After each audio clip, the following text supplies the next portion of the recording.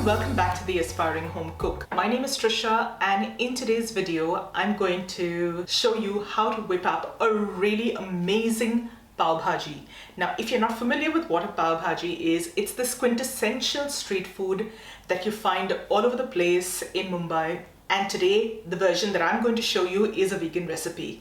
Is this the healthiest of recipes? Not really. It is indulgent as it uses a fair bit of butter, or in our case, we're using a vegan alternative, but it's chock full of vegetables, and with a few simple and basic spices, you get this beautiful assortment of vegetables that's roughly mashed, and you enjoy this with some buttered and lightly toasted bread or pav.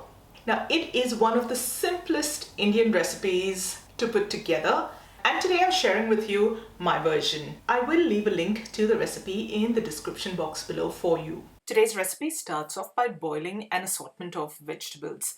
I'm using my stovetop pressure cooker for this. If you don't have an instant pot or a pressure cooker, you can simply boil these veggies off in a pot with sufficient water and a little bit of salt. In here, I've got one potato that I've peeled and cubed, one carrot that I've cubed, about 2 cups or so of cauliflower. This is my best estimate. You can use anywhere between a cup and a half or 2. I've simply cut the cauliflower into smaller pieces and put them in. I'm also adding about a cup of green peas. These are just frozen green peas that I've thawed a little and put them in to boil as well. If you're using an instant pot or a pressure cooker, at this point follow your manufacturer's instructions and boil these vegetables off. I'm just using enough water to about cover these veggies. And in this WMF pressure cooker that I'm using, I just have to bring everything up to pressure and turn the heat off, let the pressure release naturally, and my veggies are done to perfection. Please go by your manufacturer's instructions. You need to cook these vegetables off till they're nice and tender. I'm just adding just about a half a teaspoon of salt at this stage. You can always add more salt if needed later on in the cooking process. I'm just going to pop the lid on and set this on the stove to cook.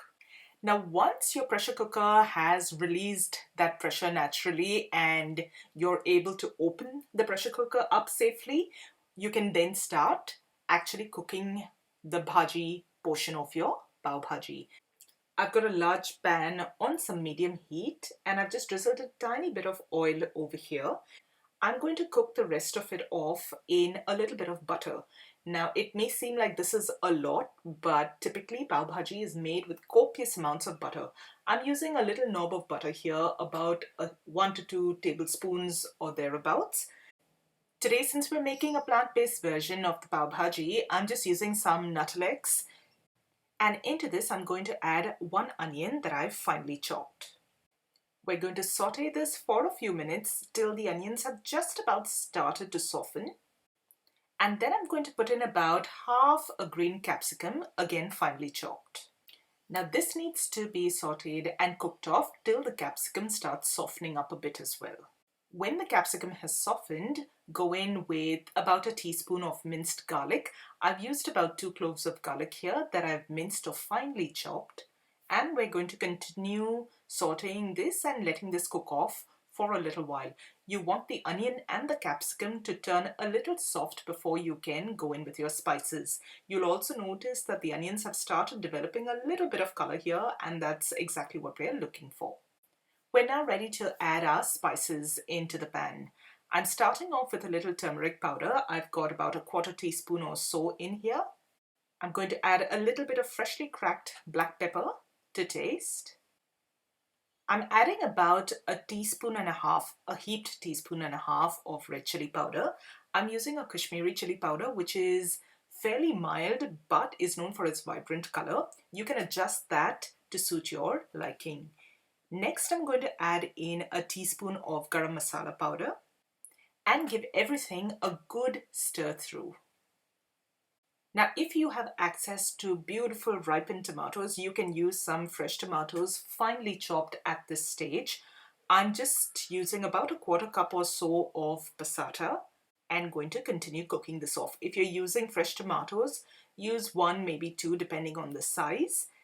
Chop them finely and add them to the pan at this stage. Stir them through till they've softened and they've cooked through. I'm going to let this passata cook off for a couple of minutes or until it starts developing a nice flavor and that rawness of that tomato sauce goes away. These are the vegetables that we'd cooked off earlier. We're now going to add those veggies to the pan. I'm only using the vegetables at this point, but don't discard that stock. We're going to use that as well a little later. So simply add all the vegetables into the pan and start stirring that and mixing that through that spice mix. Once everything has mixed together, this is what it will look like. I know it doesn't look too interesting at this point, but stay with me. It's going to turn out to be a really delicious meal. I'm going to add a touch of that vegetable stock, the liquid that we'd boiled the vegetables in, and give everything a good mix. We're going to let this cook off for a couple of minutes now to let the vegetables absorb all of that flavor. And if you need to add a little more stock to the pan, feel free to do so. Check for seasoning and add salt as required.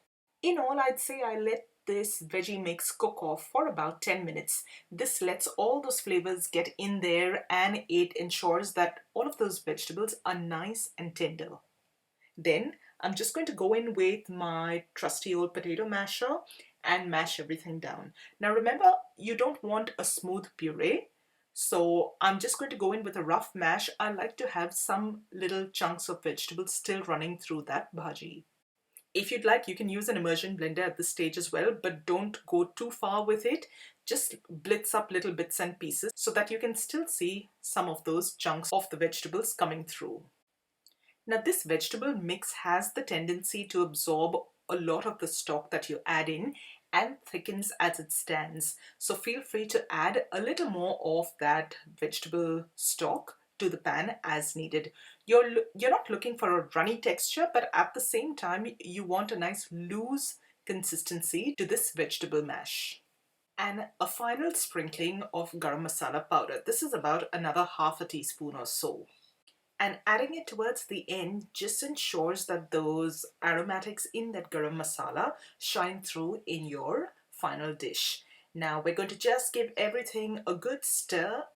To bump up the flavor profile even further, I'm adding a little knob of butter at this stage, in my case Nuttelex, and I'm going to stir that through until it melts into that sauce.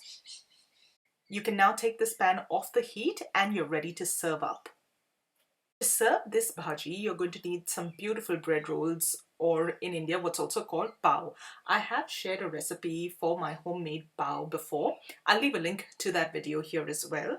Today I'm just using some store-bought bread rolls. What we're going to do is split the rolls in half, butter them and place them face down or buttered side down on a pan. I'm going to add a light touch of butter to the other side as well. Flip the bread over and let them toast off on both sides till you get a little bit of coloring on them. What you're looking for is for that butter to melt into the bread and to get ever so slight crunchy bits on the bread. At least that's how we like it. And you're ready to serve up that nice toasty buttered pav with some of the delicious bhaji or mixed vegetable mash that we made earlier. Now just before you sit down to enjoy it, there's a couple of finishing touches that will take this already amazing dish to the next level. We're going to serve it up with, yes, you guessed that right, a couple of knobs of butter, some finely chopped onion, a little sprinkle of fresh coriander, and a squeeze of either lime or lemon, whatever you have access to. And your pav bhaji is ready to be served. Sit back and enjoy this and be amazed at how simple it is to throw something like this together. So I hope you enjoyed today's pav bhaji recipe. If you did, don't forget to give this video a thumbs up.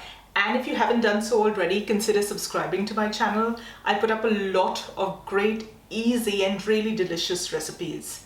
Thank you so much for joining me today. I'll see you really soon in my next video. So till then, take care. Bye.